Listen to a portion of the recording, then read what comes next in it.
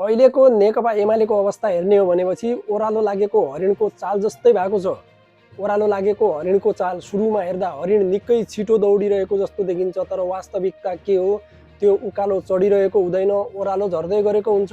गति आफ्नै शक्ति होइन, भिरको ढल्काइको भर पर्छ दर्शकबिन। आजको राजनीतिमा पनि यस्तै दृश्य देखिन्छ। नेपाल कम्युनिस्ट पार्टी एमाले आफूलाई बलियो, सङ्गठित र जनसमर्थनले भरिएको दाबी गर्छ। भाषणमा आत्मविश्वास, मञ्चमा ठुला घोषणा, तर प्रश्न उठ्छ, यो गति आफ्नै उपलब्धिको हो कि सत्ताले ओह्रालो लागेको बेला दिएको सहजता हो? अहिले नेकपा एमाले पार्टीभित्र आन्तरिक असन्तुष्टि बढिरहेका छन्। पुराना प्रतिबद्धता कमजोर बन्दै गइरहेका छन्। जनताको मुद्दा ओझेलमा परिरहेको छ। त्यो उकालो यात्रा होइन, त्यो ओह्रालो लागेको हरिणको चाल हो। केही समय त तीव्र देखिन्छ, तर अन्त्यमा कहाँ पुग्छ त्यो तपाईँ हामी सबैले यही फागुन 21 मा मजाले हेर्न पाउनेछौँ।